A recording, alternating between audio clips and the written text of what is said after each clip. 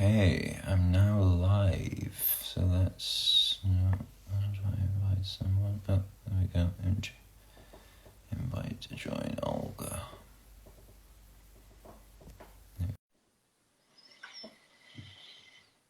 Okay, so,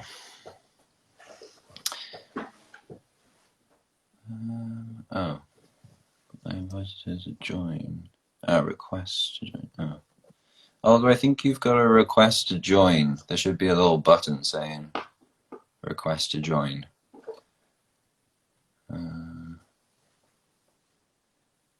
Unless, just trying to figure this out. I don't know if I'm sending you a, okay. Olga, do you see a request to join button? No questions. Invite to join. I think I already invited you, so maybe you've got to accept the invitation, Olga. Does that work? Is unable to join. Why is that then? Let me try again. Invite. Does that work?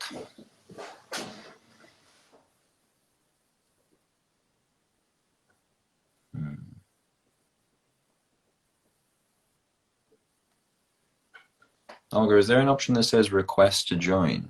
Is that an option? No. No requests. I invited you already.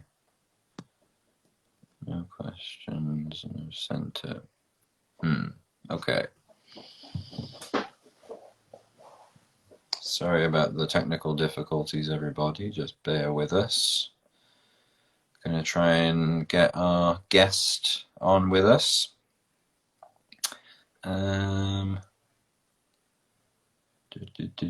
Sorry about this.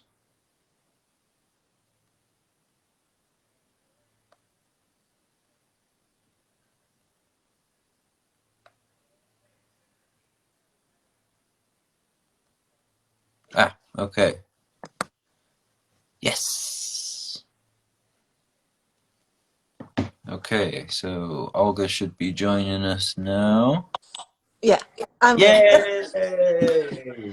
Oh, Hello. God, I got worried there. Hello. Yeah, it works. It works. It does. It does. So, Hi, Tom. yes. I didn't even get the introductions done because I was worried this wasn't going to work. But anyway, it has.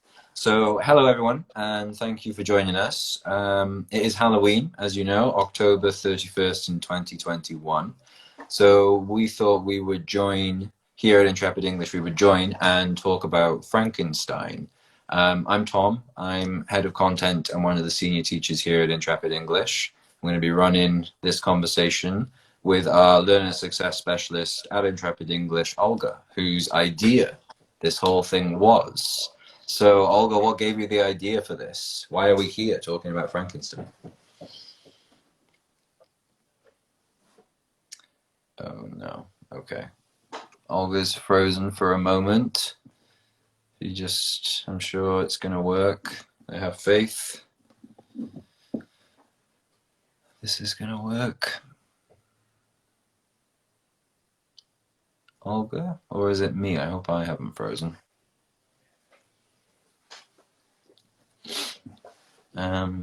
Okay. Olga's disappeared. I think there were some technical difficulties there. So as she... I think I've got... yeah, there we go. I think she's coming back, everybody. As I said, she's the reason that we're here. She's the one that came up with the idea to discuss Mary Shelley's book. And here she is. So you want to tell us where the idea came from to discuss Mary Shelley's Frankenstein? Yeah, hello, everyone. Happy Halloween. My idea to discuss Mary Shelley's Frankenstein book on Halloween was because of the direct reasons. It's monster is directly related topic to Halloween, of course, and it's a great chance to talk about different layers of this book, and to talk about Mary Shelley as a writer, and about God and people and capitalism and feminism, all the our days topics, and how this book is related to our days a little bit still, not because only of Halloween.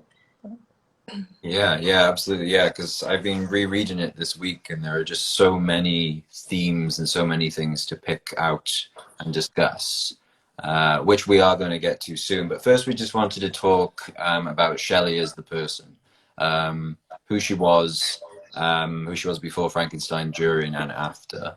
So we've just got a little biography we just want to share with you, which is Shelley was born on August 30th, 1797, and this was in London.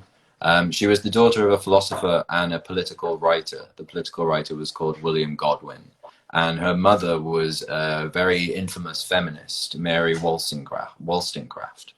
And she herself was the author of The Vindication of the Rights of Woman, which was published in 1792. So big influences, big characters in her life.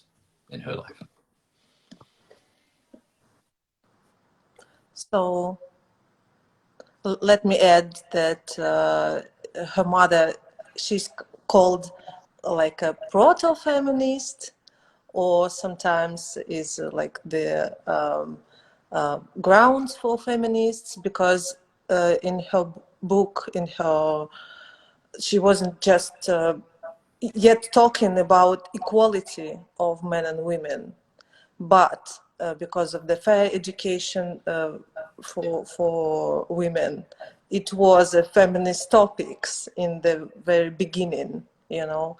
And yeah, Mary Shelley didn't know her mother because she died when she was just born, but of course this area and the people who were in their house and the topics her father and her mother were discussed, that's the area she lived in. And the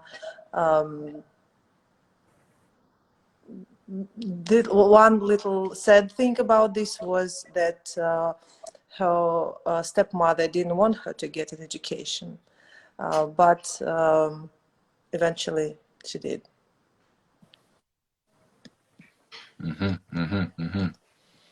Yeah.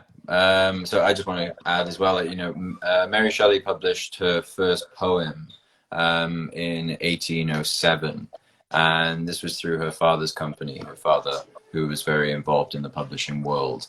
And at that point, Mary Shelley said about her writing, "As a child, I scribbled, and my favorite pastime during the hours given me for recreation was to write stories."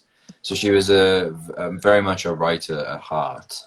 Um, and probably one of the most infamous parts of her story, her life story that we all know, is that in 1814, Mary began a relationship with the poet Percy Shelley. And Percy Shelley was a devoted student of her father, but he soon focused his attentions on Mary. He was still married to his first wife when he and Mary fled to England together the same year. And then we all kind of know this part of the story, but then it gets to the even more infamous part, which is when Mary Shelley, her husband, well, not her husband at that point, Lord Byron, and others joined together on a holiday, a very famous holiday where they all came together and they decided to write ghost stories. I think it was Lord Byron who suggested that they write a ghost story each while they were there, because it was very horrible weather. It was raining, so they couldn't do very much. So it was then that Shelley actually produced Frankenstein, what we know today as Frankenstein. And it was almost like, one of the first writers' colonies, writers' retreats, where you have these people together in this space. They're working on their novels and they're sharing them together. So they would come together and they would read their ghost stories, probably around a fire over a glass of wine, very much like we're doing tonight. So yeah. So Olga, let me throw it back to you, because I feel like I've been speaking a lot. Let me throw more about Shelley's life. Um, I just wanted to mention that she published her first poem in 1907, 1807, sorry, and it was done through her father's company. And she said interesting thing about writing. Let me read this. As a child, I scribbled, and my favorite pastime during the hours given me for recreation was to write stories. Yeah, she was as I said, yeah, like very much a writer at heart and had that in her blood. Um, so that was with her, and throughout her life, obviously, she had that inclination to write and to put pen to paper, and then she wrote Frankenstein. And Olga, why didn't you tell us about what happened in 1818? In 1818, the Frankenstein debuted as a novel from Mary Shelley, but she preferred to be anonymous author. And she was just 21, just 21. So it's been like 3 years ago, it's been 200 years since the book was published. And Percy Shelley had written it since he penned its introduction. And of course, book, as we know, had a huge success. And in that year, the Shelleys both moved to Italy. Mm-hmm, mm-hmm. And as I said earlier, one of the very famous parts of Shelley's life was her relationship with Percy Shelley. And they had a very tumultuous relationship, sort of, I guess, similar to Cathy and Heathcliff in Wuthering Heights. They had this back and forth. I won't go on about that too much because I kind of want to concentrate on Shelley, the writer. Um, she did become a widow at 24, so she had to work hard to support herself and to support her child. And she wrote several more novels, including science fiction novels such as The Last Man, which was published in 1826. She did, even after the tumultuous relationship she had with her husband, she devoted herself to promoting his work and his poetry. So I think that says something about her and her character. Shelley eventually died of brain cancer in February 1851, and she was 53 at the time. And she was buried in Bournemouth, which I've actually been to recently, so that's a strange thing. So anyway, that's Shelley as a person. It's just literally a glimmer into her life. But as you probably gathered, you know, she was a very intelligent, fantastic, creative woman. So I'm going to read a bit from the book now, and my favorite section of this novel has always been when the monster speaks, when he tells his story to Frankenstein, his creator. And I remember listening to this as an audiobook for the first time, and I can't remember who read it, but the way it was read, it really, really affected me. So I thought that I would read a little bit from that section. So this is when the monster has sat down and he's speaking to Frankenstein, his creator. Believe me, Frankenstein, I was not benevolent. My soul glowed with love and humanity. But am I not alone, miserably alone?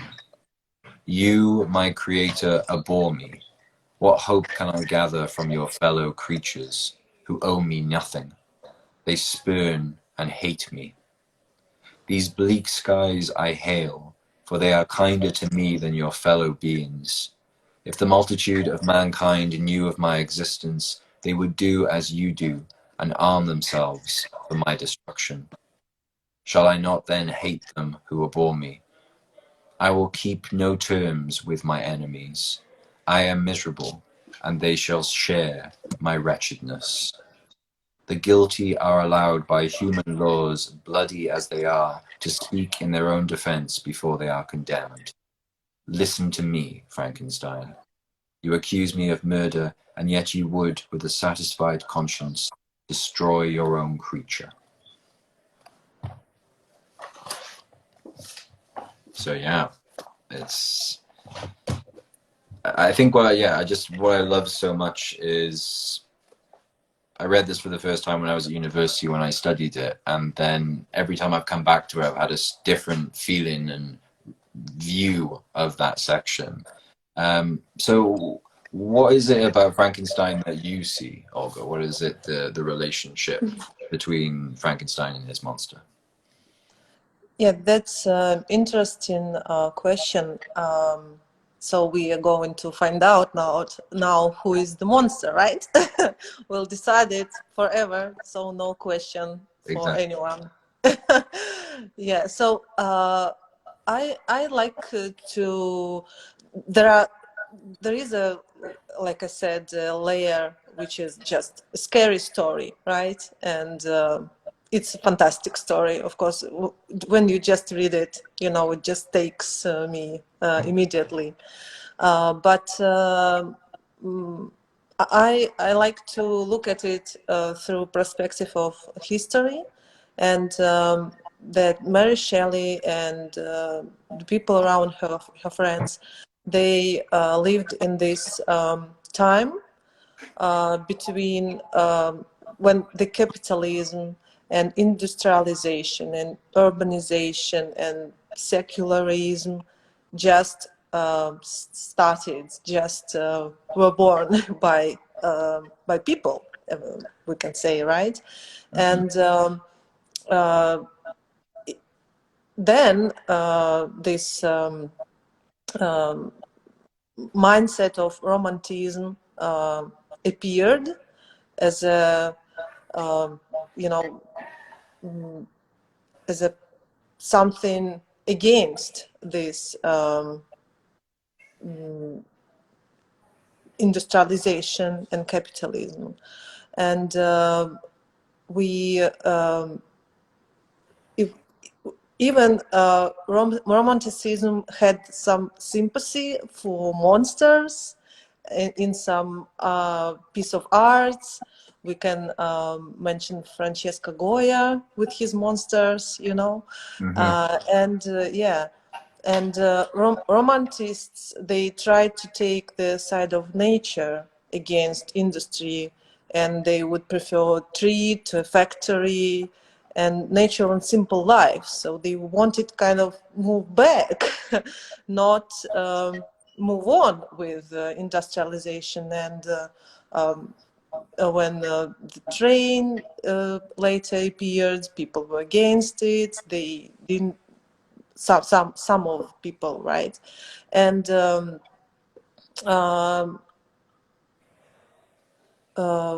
they were not obsessed with technology or money, and they definitely were not didn't want to become slaves of capitalism.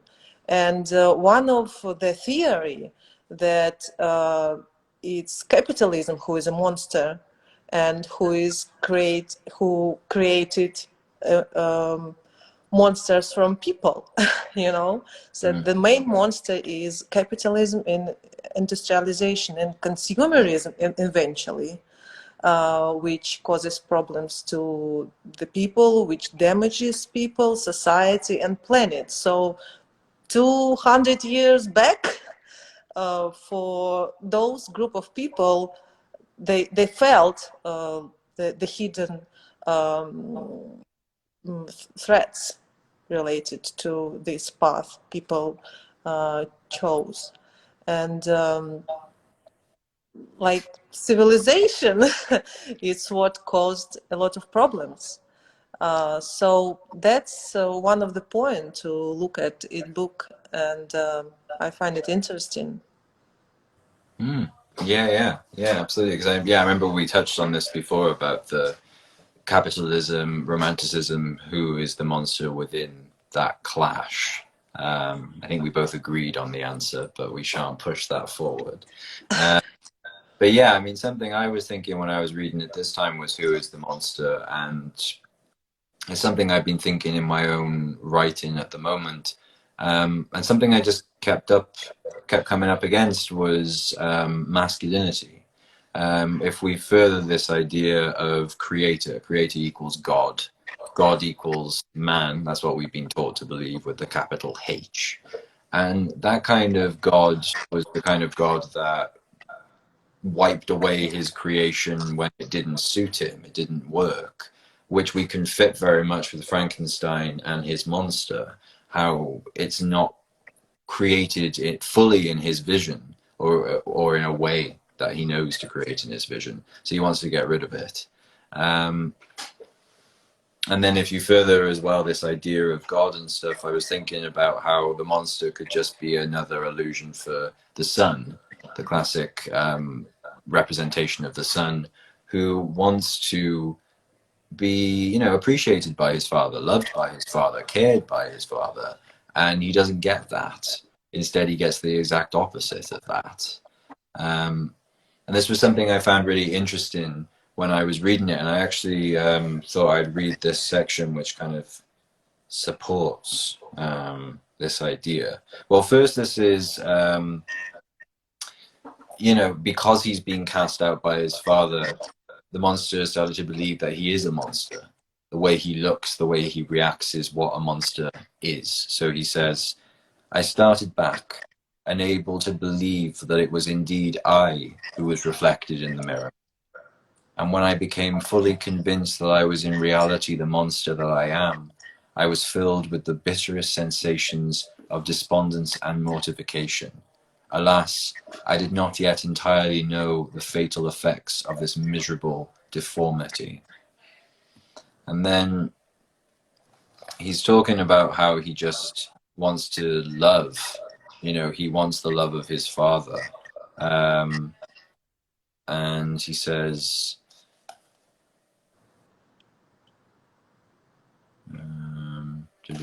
sorry, I've lost my place. Never It's mind. okay. I'm just enjoying the metaphor we're finding for this book, you know.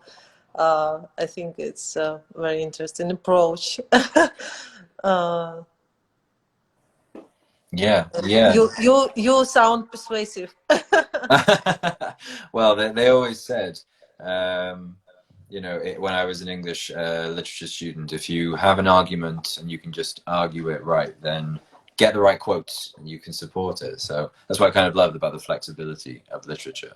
And I found my place finally where the monster says, of my creation and creator, I was absolutely ignorant, but I knew that I possessed no money, no friends, no kind of property. I was, besides, endued with a figure hideously deformed and loathsome. I was not even of the same nature as man. So he has that kind of physical reminder that, he's a monster and he doesn't have a father figure or a parent figure really to reaffirm him and love him. And then he goes on to say, but where were my friends and relations? No father had watched my infant days. No mother had blessed me with smiles and caresses. Or if they had, all my past life was now a blot, a blind vacancy in which I distinguished nothing. What was I? The question again recurred to be answered only with groans. So, I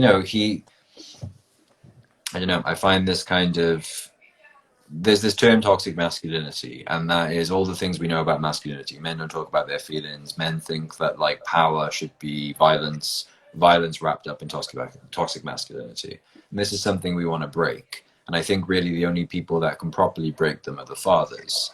And that is Frankenstein. Like, he should break that, but he doesn't. He fails his monster, his son, in a way. And I think it's, as Chimamanda Ngozi Adichie said, we need to raise our sons better. And I think a lot of the kind of work has been put on women, and they've done so much of the work that men need to start doing that work. Fathers need to start doing that work. Fathers like Frankenstein. Mm. Yeah, he definitely should have taught him. Yeah. So yeah, thank you for sharing this. It was quite interesting. Oh yeah. Thank you for suggesting that that we do it. Like we talk about. I mean, I love Frankenstein. It's one of my favorite books, and Mary Shelley was really a revolutionary for her time. Like as we've discussed, there are multiple ways we can read this book. There are multiple ways and lessons we can walk around with, and Mary Shelley did that. She did this amazing thing. So. Yeah, and I think there are more ways of looking at this book, of course. Just two of us, and we brought two ideas to the discussion. But yeah, she was brilliant for sure. Yeah, she was. Well, okay. Well, thank you very much, Olga, for suggesting and for joining me on this discussion. For anyone who's interested in more of these discussions, we have a book club at Intrepid English. We'll post links in the comments and links on a blog post that we will do later. There's also a fantastic article that you wanted to share, the Mary Shelley, the Mother of Feminism in the Guardian, that we're going to share as well, which will just continue this discussion of Mary Shelley and her genius, might I be so bold to say. Yes, I'm going to be so bold to say, she is a genius. She was a genius. So anyway, thank you for joining us. We are Intrepid English, and we wish you a happy Halloween. Happy Halloween. Happy Halloween. Cheers to that, Olga. And thanks again. I'm drinking water, not wine, but in a wine glass. So that counts, okay? Exactly. It looks like it. We wouldn't have known, but it's fine. Okay. Right. Okay, Thank you all. bye. See you soon. Bye, Bye bye. everyone.